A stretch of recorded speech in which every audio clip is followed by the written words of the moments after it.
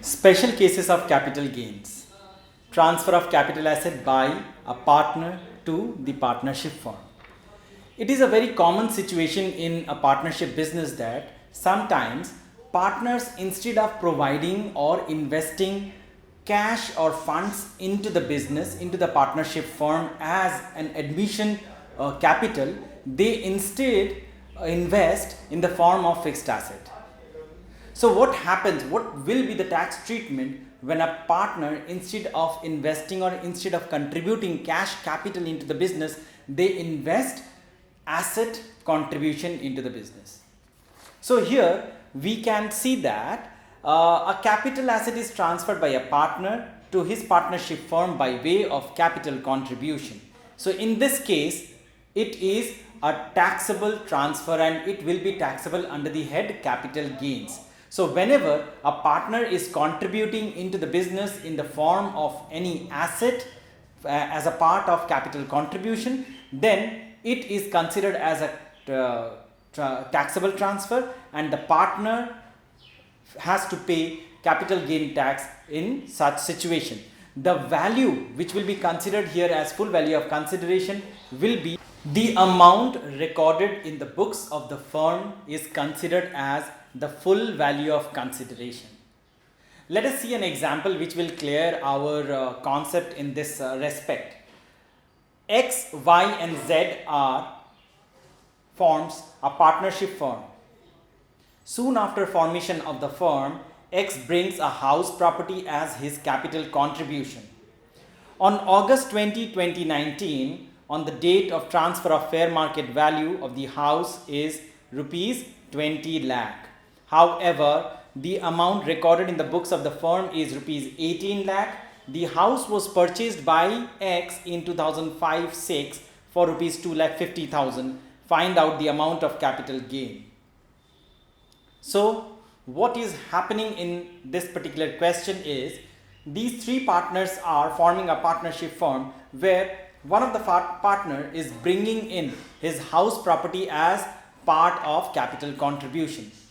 So we have to find out how much capital gain tax the partner has to pay in this case. इस तरह के transactions में जब भी एक पार्टनर अपने फर्म में कैपिटल कंट्रीब्यूशन के हिसाब से हाउस प्रॉपर्टी या कोई भी एक कैपिटल एसेट को बिजनेस में कंट्रीब्यूट करता है तो वो टैक्सेबल ट्रांसफ़र कहलाता है। और जब भी टैक्सेबल ट्रांसफ़र होता है तो उसका फुल वैल्यू ऑफ कंसिडरेशन जो यहाँ पे हम लोग लिखेंगे वो होगा जो अमाउंट हम लोग बुक्स ऑफ अकाउंट में या फिर बुक्स ऑफ द फर्म में रिकॉर्ड किया गया है। इस पर्टिकुलर क्वेश्चन में यहाँ पे क्या हो रहा है कि मिस्टर एक्स जो है वो अपना हाउस प्रॉपर्टी अपने फर्म में कंट्रीब्यूट कर रहे हैं एज कैपिटल कंट्रीब्यूशन, जिसका फेयर मार्केट वैल्यू था 20 लाख रुपया जिस दिन उन्होंने इसे कंट्रीब्यूट किया अपने बिजनेस में। इसके अलावा बुक्स ऑफ अकाउंट में उसे 18 लाख रुपया लिखा जा रहा है, मतलब पार्टनरशिप फर्म में लिखा गया कि मिस्टर एक्स ने कंट्रीब्यूट किया 18 लाख रुपया का हाउस प्रॉपर्टी जिसका फेयर मार्केट वैल्यू 20 लाख रुपया है। हाउस को उन्होंने खरीदा था 2005-06 में 2,50,000 रुपीज़ में। तो देखिए यहाँ पे किस तरह से हम लोग करेंगे इसे solve. So full value of consideration that is the amount recorded in the books of the firm rupees 18 lakh. तो 18 lakh is the value which is mentioned in the question as the value written in the books of the firm. ठीक है, so उन्होंने 18 लाख रुपया का value books में लिखा था, उसी को हम लोग यहाँ पे फुल वैल्यू ऑफ कंसिडरेशन करेंगे। ऐसा क्यों करते हैं? ऐसा इसलिए करते हैं कि एक पार्टनर जब अपने फर्म में कोई भी एसेट को कंट्रीब्यूट करता है तो उसका कितना कैपिटल कंट्रीब्यूशन यहाँ पे माना जा रहा है। सो कैपिटल कंट्रीब्यूशन यहाँ पे उतना ही माना जाएगा जितना उसके बुक्स ऑफ अकाउंट में लिखा हुआ है। फेयर मार्केट वैल्यू यहाँ पे अननेसेसरी इंफॉर्मेशन है या फिर अनइम्पॉर्टेंट इंफॉर्मेशन है जो कि यहाँ पे हम लोग यूज नहीं करेंगे। इसके बाद जब हम लोग यहाँ पे इंडेक्स कॉस्ट ऑफ एक्विजिशन करेंगे तो यहाँ क्वेश्चन में बताया हुआ है कि 2005-06 में 2,50,000 में mister x have bought that house. तो 2005-06 में इंडेक्स CII जो है मतलब कॉस्ट इन्फ्लेशन इंडेक्स जो है वो है 117। So our calculation will be 2,50,000 divided by 117 multiply 289. So we are getting 6,17,521 as index cost of acquisition. So we will be deducting 18 lakh, say 6,17,521, and we are getting our capital gain, that is long term capital gains, in the hands of Mr. X as 11,82,479. सो ये situation था जहां पे partner अपने partnership firm में asset को capital के तौर पे कंट्रीब्यूट करता है. ऐसा भी तो हो सकता है कि एक पार्टनरशिप फर्म अपने पार्टनर्स को कैपिटल एसेट्स ट्रांसफर कर रहा है.